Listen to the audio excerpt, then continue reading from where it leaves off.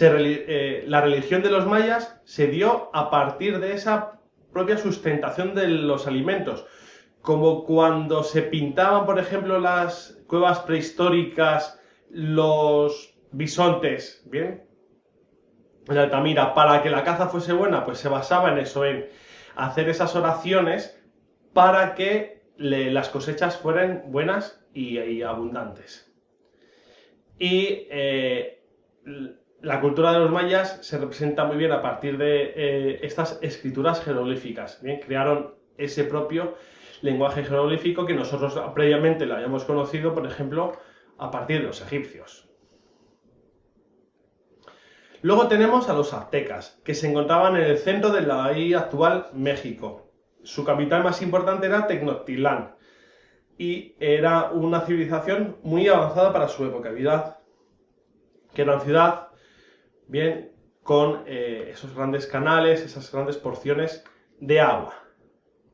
Aquí tenemos como, si mientras habían estado en la península del Yucatán, los mayas, ellos están en el centro de la actual México, y tenían una sociedad muy jerarquizada, bien, muy parecida a la Europa medieval, con una nobleza, bien, con unos jefes, en el que también esa nobleza, y luego también había sacerdotes y jefes militares, y por detrás estaba el pueblo, pues también con campesinos, artesanos, y también tenían siervos y esclavos.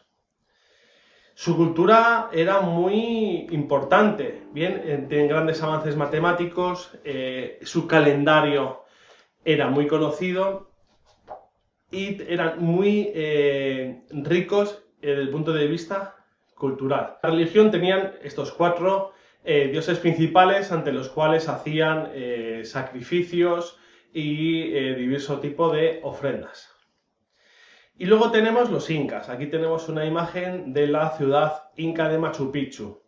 Los incas se establecieron por el norte de la cordillera de los Andes, llegando también, por ejemplo, a zonas de Bolivia, de Chile, y su ciudad más importante era Cuzco, el actual Perú. Es una civilización acostumbrada a vivir muy en las alturas, ¿de acuerdo?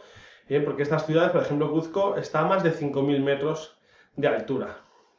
La sociedad inca también estaba jerarquizada, en el que estaba el rey, o el llamado inca, con toda su familia, y el inca también tenía una función. La sociedad inca era muy jerarquizada, en el que estaba en el primer puesto del escalafón el inca y su familia, y por debajo estaban nobleza, sacerdotes, etc.